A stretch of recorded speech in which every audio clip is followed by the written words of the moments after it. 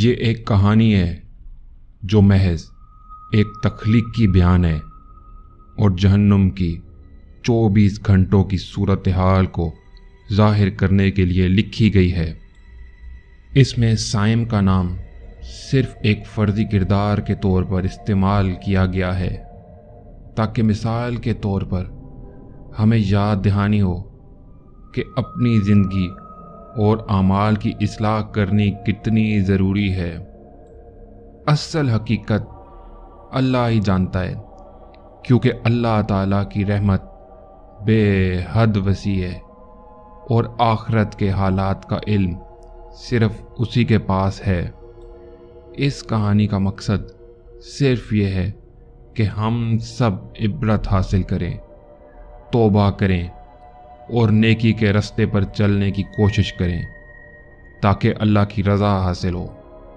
ہم ہمیشہ یہ سوچتے ہیں کہ جہنم کی زندگی کیسی ہوگی، وہاں ایک لمحہ گزارنا کتنا مشکل ہوگا۔ انسان کے دل میں یہ سوال پیدا ہوتا ہے کہ آخر وہ عذاب کتنا سخت اور کتنا طویل ہوگا اور کتنے عرصے کا ہوگا۔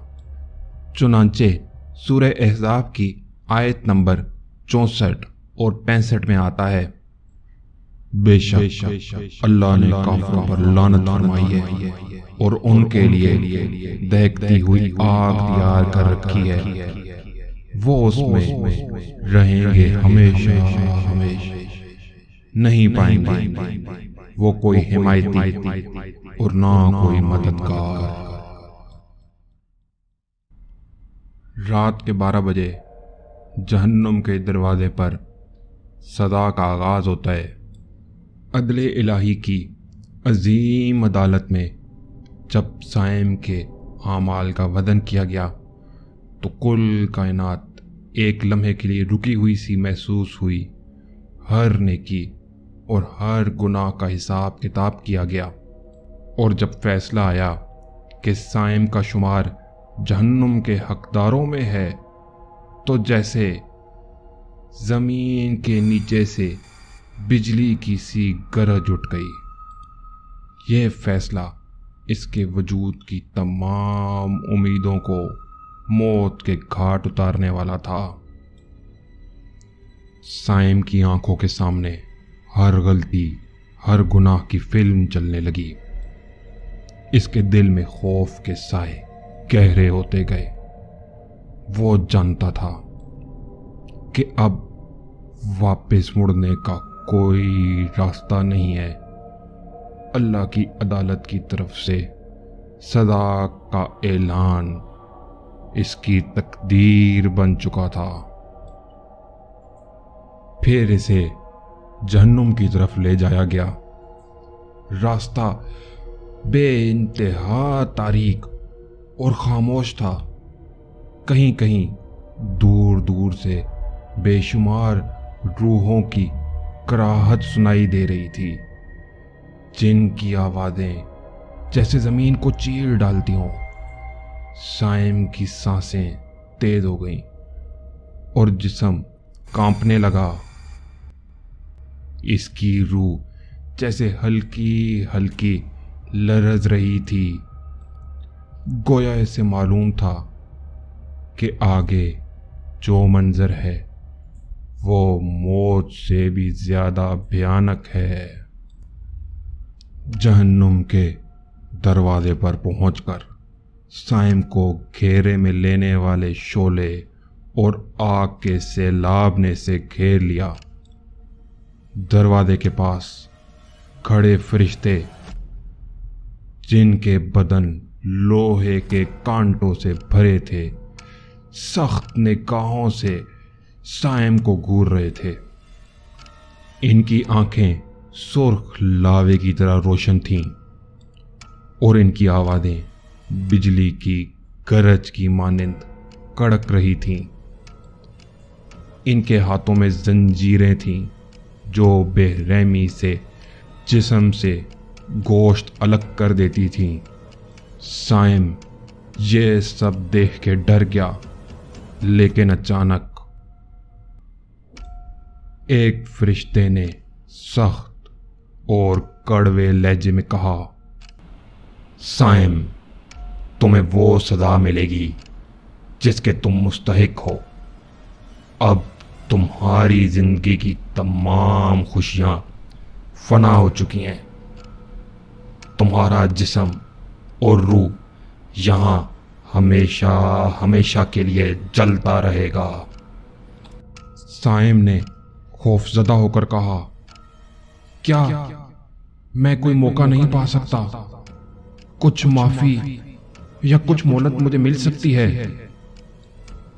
فرشتے نے غصے سے جواب دیا، معافی؟ تم نے اپنی زندگی میں جو بھی کام کیے وہ سب تمہارے اعمال کا نتیجہ ہے۔ یہاں معافی کا کوئی تصور نہیں۔ تمہیں اپنی سزا بھگتنا پڑے گی۔ اب دروازہ دھیرے کھلا اور سائم کو ایک گہری اور تاریک کھائی میں دھکیل دیا گیا، جہاں لاتعداد شعلے بے تحاشا آگ کی مانند روشن تھے۔ ان شعلوں کی حرارت نہ صرف جسمانی تھی بلکہ روحانی بھی تھی، جو اندر سے جلا دیتی تھی۔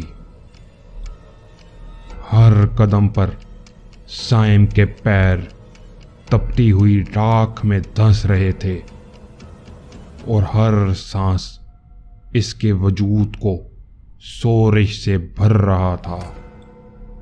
وہ آگ کے شعلے ایک زندہ سانپ کی طرح سائم کو اپنے گرد لپیٹے ہوئے تھے۔ ان کی زبانیں جلتی ہوئی ہوا میں لہرا رہی تھیں۔ ہر طرف چیخو پکار کی آوازیں سنائی دے رہی تھیں۔ سائم کا جسم اس اذیت سے چیخ رہا تھا، لیکن وہاں چیخیں سننے والا کوئی نہیں تھا جو اسے سن سکے۔ ہر طرف اندھیرا تھا اور اس اندھیرے میں صرف اذیت اور خوف کا راج تھا۔ سائم تو جیسے اپنے ہوش و حواس گنوا بیٹھا تھا۔ اسی لمحے سائم کے دل میں دو آیتیں، سورہ ملک کی آیت نمبر 7 اور سورہ انبیاء کی آیت نمبر 100 گونجی۔ جب وہ اس میں جھونکے جائیں گے تو اسے سنیں گے دھاڑتے ہوئے، وہ بہت جوش کھا رہی ہوگی۔ انہیں اس میں چیخنا چلانا ہوگا اور اس میں کچھ سن نہیں سکیں گے۔ ابھی تو سائم کے عذاب کا صرف آغاز تھا۔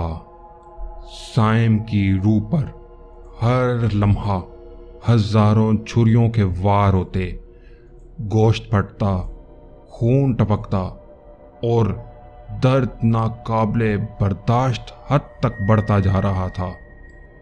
ہر شعلہ اس کے وجود کو بھسم کر رہا تھا، لیکن وہ ہمیشہ ہمیشہ کے لیے زندہ تھا۔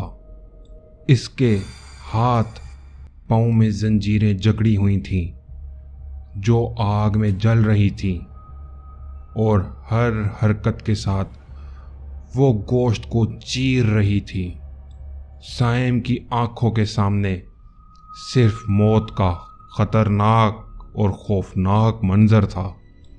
آگ کی ندیوں، تپتی راکھ کے میدان اور بے شمار اذیتیں جنہیں دیکھ کر دل دہل جاتا تھا۔ پھر اچانک فرشتے نے سختی سے کہا، یہی تمہاری نئی دنیا ہے سائم، یہاں تمہیں اپنے کیے کا پورا بدلہ ملے گا۔ سائم کی چیخیں فضاؤں میں گونجنے لگیں، لیکن وہاں صرف خاموشی تھی۔ اس کے لیے اب صرف درد، آگ اور بے انتہا اذیت کی دنیا باقی رہ گئی تھی۔ سائم نے آگ کے شعلوں میں تڑپتے ہوئے خود سے بڑبڑانے لگا، ہائے افسوس، ہائے افسوس، میں نے کتنی بار نماز کو ٹالا، کبھی نیند کا بہانہ بنایا، کبھی مصروفیات کا۔ میں جانتا تھا کہ یہ میرے رب کا حکم ہے، لیکن پھر بھی سستی کی۔ آج یہی غفلت مجھے اس انجام تک لے آئی ہے۔ کاش میں نے سجدے کو معمولی نہ سمجھا ہوتا۔ اسی وقت سائم کو سورہ ماؤن کی آیت نمبر 4 اور 5 یاد آئی۔ تو بربادی ہے ان نماز پڑھنے والوں کے لیے جو اپنی نمازوں سے غافل ہیں۔